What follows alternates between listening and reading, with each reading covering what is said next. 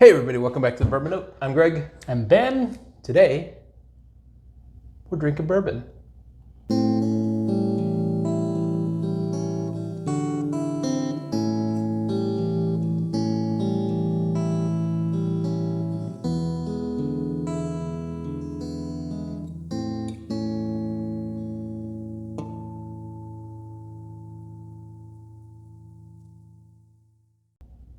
All right, Ben. We've been exploring Kentucky for a while now, and I'm actually looking forward to a road trip soon. However, let's get someplace a little closer to home. All right. And sometimes we like to do a bourbon from a small distillery we know nothing about. Bam! So this is J. Henry & Sons Wisconsin Straight Bourbon Whiskey. This is new to us. Yep. It's our neighbor to the east. We're in Minnesota, so... Yep, they're located just north of Madison, I think. Okay. And 5-year bourbon, local Wisconsin corn. Yeah, it said, so what I read briefly on the back of this is that it's their own, it's the red heirloom corn, which I'm not sure what that is. It says it was developed in the 30s at the University of Wisconsin. And so it sounds like they actually produce their own. It says it's aged in a small, or not a small, but a rustic barn on their property, so it sounds like they... So a couple other things. This is a 4-grain. Oh. They do rye and wheat in this thing. Sweet. And malted barley for the 4th. And secondly, it's a small batch because they actually do 16 barrels. Batch number 57, barrel number 939, 92 proof. At a time. Okay. 92 proof. Should be pretty good. All right, let's get into it here. Nice. Nice cork pop.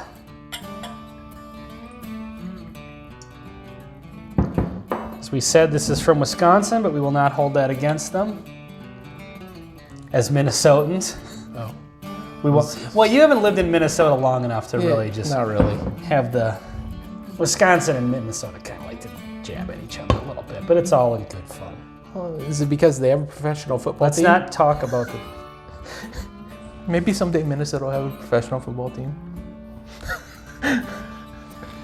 Greg's from California, so it's... Not from California, I'm from Texas. What? I've been all over. But Didn't you grow up in California? mostly. But born in Texas, raised in Alaska, spent some time in California, Idaho.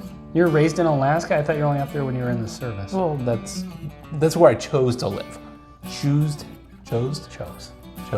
with a D.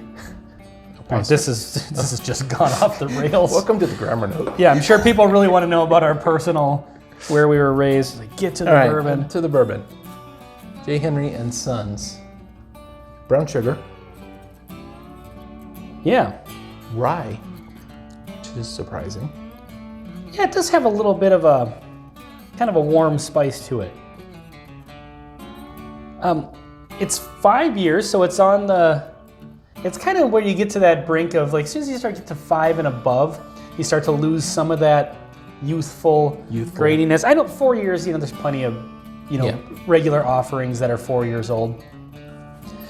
But, yeah, I mean, it's got a nice characteristic to it. I do find that there is something, I've had a couple of Minnesota bourbons, and now this is a Wisconsin, so basically the exact same climate. It doesn't get as hot as Kentucky.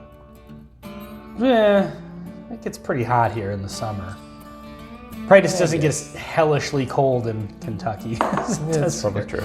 But I wonder about the aging, because just the extreme temperatures. I know you want that barrel to breathe. You want it to expand and contract. But I wonder if just the extreme cold causes the barrel to seize up so much. I was just talking to a guy the other day that was kind of telling me about that there's something to be said about that. In the extreme cold that we have up here, the barrel seizes up and the whiskey just doesn't kind of seep into and interact with the wood as much during the winter months. And so I wonder if that kind of affects the aging process, because while this is 5 years, it does have, like I said, you kind of get past that youthful note. It has a little bit of that, but not in a bad way. It's not, I'm not saying there's anything wrong with it, but you can kind of tell, like, this reminds me of some of the Minnesota products that I've had, that they kind of have that And unless you've had them, but they all kind of seem to have something in common that. Yeah, just a graininess or a wet grass kind of taste. Yeah. And I haven't explored too many Minnesota bourbons, but Yeah. anyway, Well, I'm gonna try it. Yeah, let's get in for the taste here.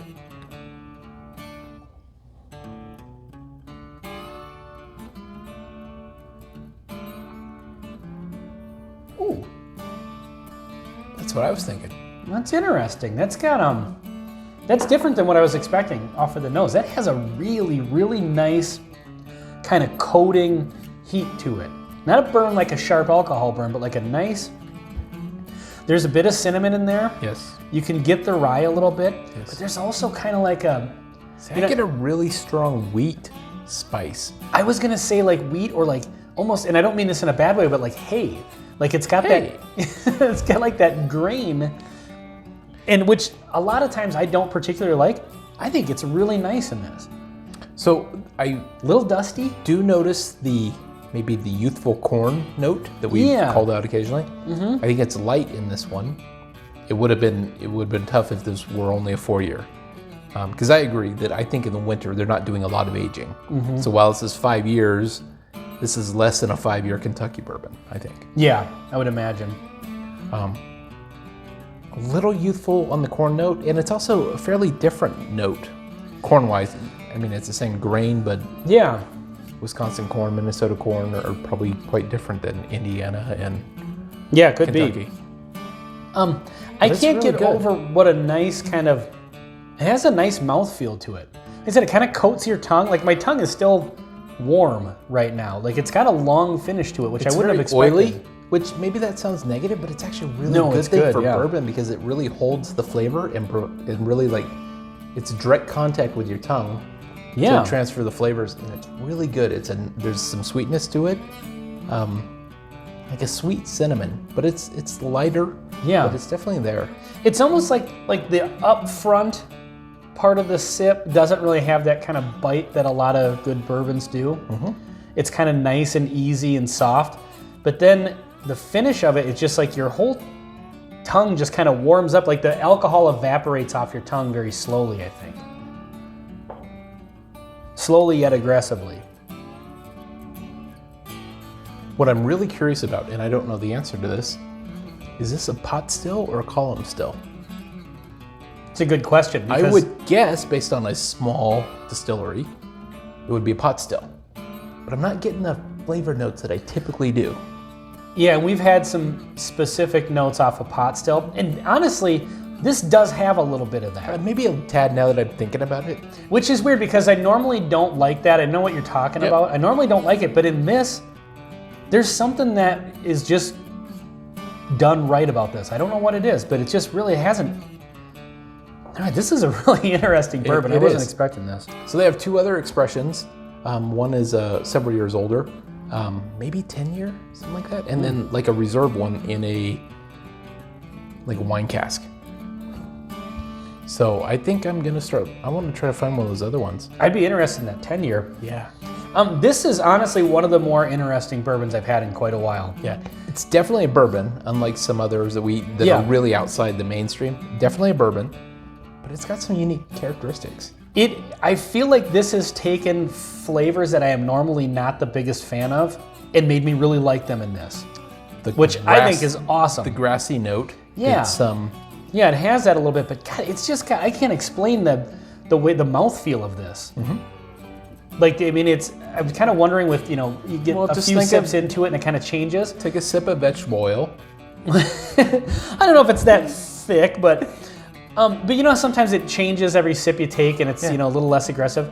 Every sip I've taken on this has been nice and light at the front and then just this wave of nice kind of cinnamony heat that just lasts for, I still have it. Yeah, I agree. I really feel it is legitimately the bourbon, the oiliness of it, for lack of a better description, really like takes those flavors and pushes them right against your tongue, and then they just stay there. Yeah. But that's really impressive. Yeah.